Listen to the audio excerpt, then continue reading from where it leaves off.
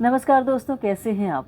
जानते हैं, अगर आप सुखी रहना चाहते हैं, खुश रहना चाहते हैं, तो महीने में एक बार, कम से कम एक बार आपको ओल्ड एज होम में या फिर किसी हॉस्पिटल में या किसी ऑर्फनेज में यानी अनाथालय में ज़रूर जाना चाहिए।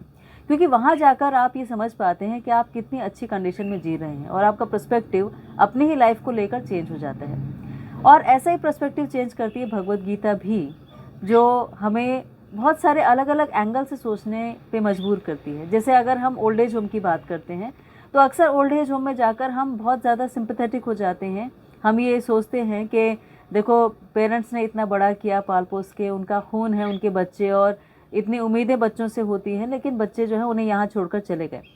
पर कई बार बच्चों की भी मजबूरी होती है, कई बार कोई और रीजंस भी होते हैं। कई बार ओल्ड एज होम में ज़्यादा अच्छी केयर हो सकती है बजाय कि घर में रहने के। जैसे बच्चे अगर बाहर हैं और वो किसी मेड को लगा देते हैं तो वो शायद उतनी केयर नहीं कर सकें, लेकिन जब एक ओल्ड एज होम में होते हैं पेरेंट्स, अगर कोई ऐसी मजबूरी है तो उस समय उनके पास एक एसोसिएशन होती है, कंपनी मिल जाती है उन्हें, उनके जैसे लोग होते हैं, लाइक माइंडेड लोग होते हैं, तो वो अपना टाइम अच्छी तरह से पास कर सकते हैं और उनके हिसाब से फैसिलिटीज़ भी होती हैं। तो सारे ओल्ड एज होम गलत हों ये नहीं कह सकते, लेकिन हाँ, अगर फैसिलिटी है आपके पास तो अपने पेरेंट्स को साथ ही रखना चाहिए। क्योंकि पेरेंट्स जो हैं वो आप चेंज नहीं कर सकते ना। तो एक बार वो चले गए तो आपको दोबारा नहीं मिलेंगे, फिर आप रिग्रेट ही करेंगे कि हमने शायद उनके साथ ज़्यादा टाइम स्पेंड किया होता तो हम ज़्यादा खुश होते। तो अब भगवत गीता पर्सपेक्टिव कैसे चेंज करती है कि जब हम बात करते हैं बच्चों की, तो जनरली हम ये कहते हैं कि जो बच्चे हैं वो माँ बाप उन्हें बड़ी परवरिश देते हैं, अच्छी परवरिश देते हैं और इतना कुछ उनका ध्यान रखते हैं, और बच्चे बुढ़ापे में पेरेंट्स को छोड़ देते हैं। बात ठीक है, लेकिन अगर आप भगवत गीता के पर्सपेक्टिव से सोचें कि हम सिर्फ बॉडीली पेरेंट्स हैं, यानी हमारी बॉडी का पार्ट है हमारे बच्चे, बट अदरवाइज वो व्यष्टि आत्मा है। व्यष्टि आत्मा मतलब इंडिविजुअल सोल्स हैं, और इंडिविजुअल सोल्स होने के नाते उनके अपने प्रारब्ध हैं, उनकी अपनी यात्रा है, उनकी अपनी जर्नी है, उनकी अपनी सोच है, उनकी अपनी मेमोरीज हैं। किसी वजह से वो हमारे साथ एसोसिएट हुए, हो सकता है इससे पहले वो कहीं और किसी और यात्रा में थे और इसके बाद कहीं और किसी यात्रा में होंगे। तो एक जो उस पूरी यात्रा में, पूरे सफ़र में हमारे साथ जितना टाइम उन्होंने स्पेंड किया, वो हमारे लिए बहुत अच्छी बात है, और हमें उसको सोच के खुश भी होना चाहिए कि देखो इतना अच्छा समय हमने बिताया, बजाय इसके कि आज हम रिग्रेट करें या अपना अधिकार जमाएं या ये सोचें कि उन्होंने हमारे साथ बहुत बुरा कर दिया। अगर इस पर्सपेक्टिव से जिएंगे तो देखिए, कंडीशन तो चेंज नहीं होगी, सर्कमस्टांसेस नहीं बदलेंगी, परिस्थितियां नहीं बदलेंगी, पर आप दुखी रहेंगे। तो इस पर्सपेक्टिव को समझना कि वो अलग आत्माएं थीं, अलग आत्माएं हैं, और हम सब आत्मा के स्तर पर अगर सोचते हैं तो शरीर से जुड़े हुए संबंध टेम्परेरी हो सकते हैं, लेकिन आत्मिक संबंध हमेशा रहते हैं। पर उसमें अपनी अपनी जर्नी के हिसाब से हम जीते हैं।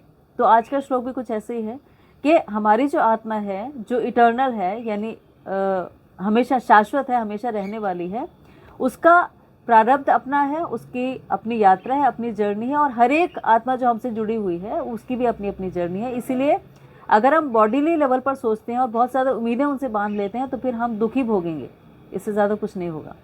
तो इस पर्सपेक्टिव से सोचना ज़रूरी है। फिर ये भी सोचना ज़रूरी है कि हम कंट्रोलर नहीं हो सकते, कंट्रोलर कोई और ही है। तो वो जो कंट्रोलर है उसको हम स्वीकार करके उस कंट्रोलर को, और फिर अपना जीवन जिए, तो फिर हम ज़्यादा सुखी रह सकते हैं। और ये भी समझे कि हमारा अपना अपना रोल है। रोल क्या है कि मान लीजिए जैसे कोई बच्चा हमारे घर में पैदा होता है, तो समझ लीजिए कि अगर हम उसको इस एंगल से पालते हैं कि ये एक आत्मा है जो इस शरीर में हमारे पास आई ताकि हम इसको अच्छे संस्कार दे सकें, और अच्छे संस्कार के हिसाब से ये एक अच्छा सिविलाइज्ड जीवन जी पाएगा, और वो जीवन जीने में, उसकी अपनी जर्नी में हमें उसकी मदद करनी है। तो शायद हम फिर जो 84 लाख स्पीसीज़ हैं, 84 लाख अलग अलग तरह के जो जीव जंतु हैं, उनकी तरह सोच सकेंगे। क्योंकि आप देखिए, कोई भी मनुष्य के अलावा कोई भी ऐसा प्राणी नहीं है पूरे विश्व में, पूरे ब्रह्मांड में, जो अपने बच्चों से कुछ एक्सपेक्टेशन रखता है। वो बच्चों को बड़ा करते हैं, उनके पंख निकल आते हैं, वो उड़ जाते हैं और उन्हें पता भी नहीं होता उनके पेरेंट्स कहाँ पर हैं। लेकिन हमारी अटैचमेंट ऐसी होती है कि हम ये सोचते रहते हैं कि बुढ़ापे में हमारा सहारा बनेगा। तो वो जो डिपेंडेंसी है, वो डिपेंडेंसी हमारी सुप्रीम लॉर्ड पे होनी चाहिए, बजाय कि और लोगों पे और अपने किड्स एंड किन्स पे, यानी अपने रिलेशनशिप्स पे, अपने रिश्तेदारों पे, अपने बच्चों पे। इनकी बजाय हमारी टोटल डिपेंडेंसी एक उस ऊपर वाले के साथ होनी चाहिए, क्योंकि हम उसका पार्ट एंड पार्सल हैं। और जिसने जितना हमें दिया विदाउट एक्सपेक्टिंग, जितना दे देता है उसी से हमें खुश रहना चाहिए कि चलो उसने इतना किया। इस पर्सपेक्टिव से आप और हम हमेशा खुश रह सकते हैं। तो यही आज का श्लोक है जो हमें बताता है। तो ये श्लोक हमें बताता है, न जायते म्रियते वा कदाचिन नान्यं भूत्वा भविता वा न भूया अजो नित्य शाश्वतो अयं पुराणो न हन्यते हन्यमाने शरीरे। कि आत्मा के लिए किसी भी काल में ना तो जन्म है न मृत्यु, न वो कभी जन्मता है, न जन्म लेता है और न जन्म लेगा। वो अजन्मा, नित्य, शाश्वत और पुरातन है। शरीर के मारे जाने पर भी वो मारा नहीं जाता। तो एक बार फिर हम इस निष्कर्ष पर पहुंचते हैं कि हम जिन्हें बच्चे समझ रहे हैं अपने, उनका तो कभी जन्म ही नहीं होता, उनकी मृत्यु भी नहीं होती, वो भी अलग अलग आत्माएं हैं। तो हमारे शरीर से वो शरीर जो निकला है उसका एक जन्म है, उसकी एक मृत्यु है, लेकिन जो उसमें इंडिविजुअल आत्मा है उसकी जर्नी अपनी अलग है और वो नित्य है, शाश्वत है, अजन्मा है, पुरातन है। यानी नित्य मतलब हमेशा रहने वाला है, अजन्मा यानी जिसका जन्म नहीं होता, शाश्वत यानी जो पुरातन है, जो परमानेंट है वो, और पुरातन मतलब बहुत पुराना है। तो गुणात्मक दृष्टि से परमात्मा या अणु अंश परम के से अभिन्न है। वो शरीर की भांति विकारी नहीं है। कभी कभी आत्मा को स्थायी या कुटस्थ कहा जाता है। तो आत्मा जो है उसमें कोई चेंजेस नहीं होते। ये बड़ी इंपॉर्टेंट बात है समझने की, क्योंकि देखिए जैसे हम अपनी बात करते हैं तो हम 7 स्टेजेस हमारी होती हैं, जिसमें कंसीव करना, फिर सीड स्टेज, उसके बाद ग्रोथ हो गई, फिर और रिप्रोड्यूस करना, फिर मैच्योर होना, फिर धीरे धीरे डिक्लाइन स्टेज पे जाना और धीरे धीरे मृत्यु होना। तो ऐसे अलग अलग हमारी स्टेजेस होती हैं, लेकिन ये सारी स्टेजेस हमारे शरीर की हैं। आप किसी बूढ़े व्यक्ति से भी बोलें कि ज़रा आंख बंद करके सोचिए कि जब आप 5th क्लास में पढ़ते थे तो कैसे थे, तो वो बहुत ईजीली आपको बता देंगे। और शायद जब वो आंख बंद करके बैठे होंगे तो उनके मन में ये आएगा भी नहीं कि मैं अब बूढ़ा हो गया हूँ या मेरे से चला नहीं जाता। वो अभी भी सोचेंगे कि मैं कूद फांद के और फटाफट से एक बिल्डिंग चढ़ जाता था, या इतनी जल्दी जल्दी सीढ़ियाँ चढ़ लेता था, या इतनी तेज़ भाग लेता था। क्योंकि मन से हम कभी बूढ़े नहीं होते। ये सिर्फ हमारा शरीर है या हमारे आसपास के लोग हैं जो हमें बताते हैं कि आप बूढ़े हो गए हैं, या हमारे बच्चे हैं उनकी एज से कैलकुलेट कर लेते हैं लोग कि अच्छा अगर आपका 40 साल का बेटा है तो इसका मतलब आपकी एज इतनी होगी, ऐसा सोचते हैं। तो हमारी एज जो है वो सिर्फ शरीर की एज है, हमारे मन की और हमारी जो आत्मा है उसकी कोई एज नहीं होती। इसीलिए हम हमेशा अंदर से खुश रहना चाहते हैं, वैसे ही रहना चाहते हैं, सुंदर दिखना चाहते हैं और अपने आप को मेंटेन भी करना चाहते हैं। हमारे अंदर वो एक लालसा रहती है अच्छा जीवन जीने की। लेकिन हम ये सोच के कि समाज क्या कहेगा, लोग क्या कहेंगे, हम समझते हैं कि नहीं हम अब बिल्कुल वैसे ही जिएं जैसा जैसी एज है और एक्सेप्ट कर लें। पर एक्सेप्टेंस क्या, हमारे इंडिया में हम एक्सेप्ट कर लेते हैं 50 साल में हम बूढ़े हो गए, लेकिन बहुत सारी कंट्रीज़ ऐसी हैं जहाँ पर 85-90 साल के लोग भी रोज़ जॉगिंग करते हैं, योगा करते हैं, अपने आप को ठीक रखते हैं। कई कंट्रीज़ ऐसी हैं जहाँ पर 40 साल के बाद लोग शादी करते हैं। तो ये सिर्फ हमने अपनी एक बनाया हुआ है, हमने अपना एक ट्रेडिशन या एक ट्रेंड बना रखा है। Otherwise age is just numbers. Age सिर्फ आपका एक नंबर है, आपके दिमाग का नंबर है। अदरवाइज़ अगर आप सोचें और वैसे ही बिहेव करें, वैसे ही रहें, तो आप भी हमेशा जैसे भगवान हमेशा बहुत सुंदर और बहुत एक्टिव रहते थे तो रह सकते हैं। हमें भगवान का अनुसरण करना चाहिए, अनुकरण नहीं करना चाहिए। लेकिन ये हमारे लिए एक इंस्पिरेशन हो सकती है कि हम भी अपने आप को इस तरह से रखें कि जैसे हमारी आत्मा है कि वो अजन्मा है, वो नित्य है, वो शाश्वत है, वो पुरातन है। ऐसे ही अगर हम अपने आप को आत्मा मान लेते हैं तो फिर शरीर के बूढ़े होने पर भी हमारे अंदर का एंथुजियाज्म कम नहीं होगा, हमारे अंदर का उत्साह हमेशा बना रहेगा। तो इस बात को हमेशा याद रखना चाहिए। और फिर आगे बताते हैं कि शरीर के प्रभाव में आकर आत्मा का जन्म होता है, मृत्यु होती है, इतिहास खोजता है, लेकिन आत्मा शरीर की तरह कभी वृद्ध नहीं होता, वो हमेशा युवावस्था में ही रहता है। और हम सब व्यष्टि आत्माएं हैं। हमारी संतानें सिर्फ शरीर की संतानें हैं, लेकिन आत्मा की कोई उपवृद्धि नहीं होती, यानी आत्मा की कोई रिप्रोडक्शन नहीं होता, वो बढ़ती नहीं है। अब ये जो आत्मा है ये हमेशा चेतन रहती है, चेतन मतलब एक्टिव रहती है।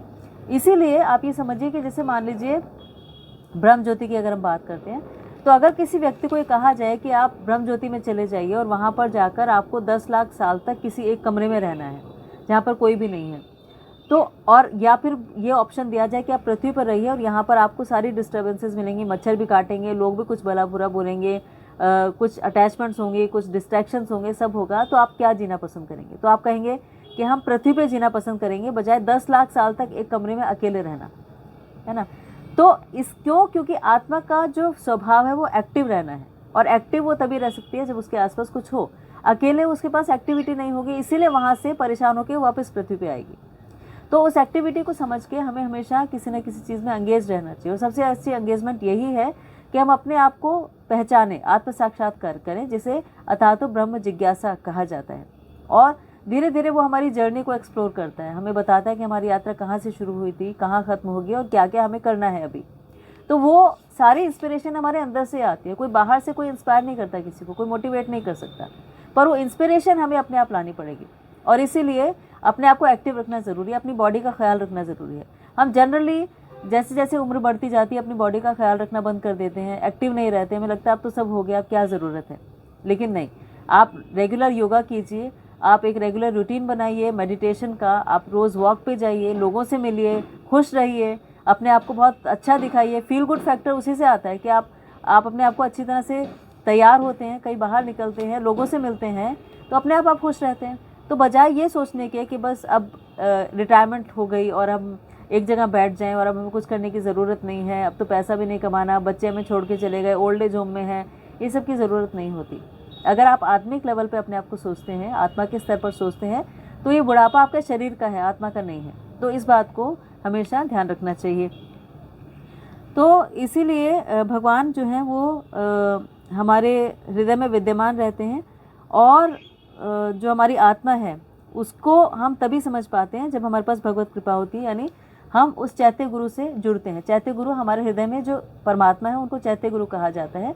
तो चैत्य गुरु हमारे आत्मा की इस जर्नी को एक्सप्लोर करते हैं, और इसीलिए भगवत गीता पढ़ने से हमारा अपना रोल अपने लिए भी रीडिफाइन होता है, लोगों के लिए भी रीडिफाइन होता है। इसका मतलब मान लीजिए किसी ने भगवत गीता ठीक से पढ़ी और वो ये समझ गया कि उसके जो बच्चे हैं वो सिर्फ उसके शरीर के हिस्से हैं लेकिन आत्मा अलग है, तो शायद उसे उतना दुख ना हो जब बच्चे कुछ कहें तो, क्योंकि वो समझेंगे कि कोई बात नहीं, इनकी और मेरी जर्नी अलग अलग है, इनका अपना प्रारब्ध है, मेरा अपना प्रारब्ध है, इन्होंने जो सोचा, जैसे समझा, वो इनकी अपनी मेमोरीज़, अपनी पास्ट लाइफ से इंस्पायर्ड होगा, लेकिन मेरी जो सोच है वो बिल्कुल अलग है।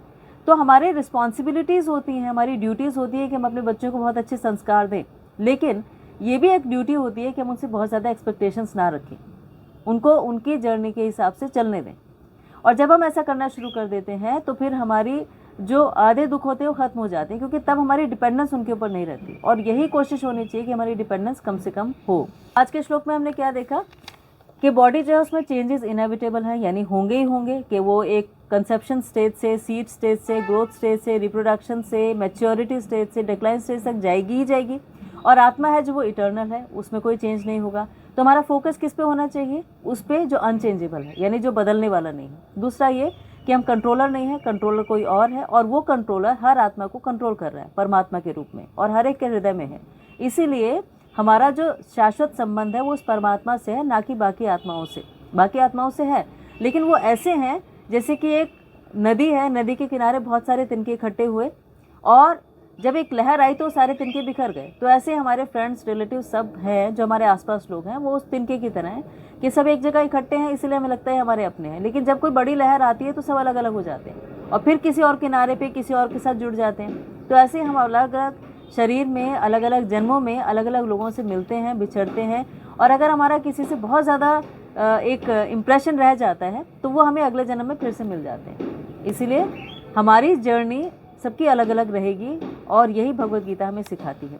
फिर भगवत गीता हमें बताती है कि चेंजेस जो होते हैं वो परमानेंट नहीं होते, उस चेंज के बाद दूसरा चेंज आएगा। इसीलिए किसी भी चेंज से घबराना नहीं चाहिए, और फोकस हमारा किस पे होना चाहिए कि जो अनचेंजेबल है उस पर हम फोकस्ड रहें, कि एक्सटर्नल चेंजेस से इंटरनल चेंजेस अफेक्ट नहीं होते। इसीलिए बाहर बहुत कुछ अगर बदल रहा है आपके आसपास में तो आप अनअफेक्टेड रहें, आप उसके साथ साथ बह ना जाएं, आप हमेशा अपने आप को बैलेंस रखें, स्टेबल रखें। तो ये भी इस श्लोक से हम सीखते हैं।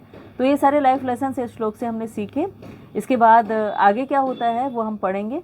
आपने आज के लिए इतना टाइम निकाला, इसके लिए आपका बहुत बहुत थैंक यू, धन्यवाद, शुक्रिया। प्लीज़ अपना बहुत ख्याल रखिएगा, भगवत गीता को एज लाइफ मैनुअल पढ़िएगा, और तब बहुत सारी चीज़ें आप ऐसी सीखेंगे जो आपको एक बेहतर ज़िंदगी और एक खुश ज़िंदगी मतलब एक आनंदित ब्लिसफुल ज़िंदगी जीने में मदद करेंगी। Thank you so much.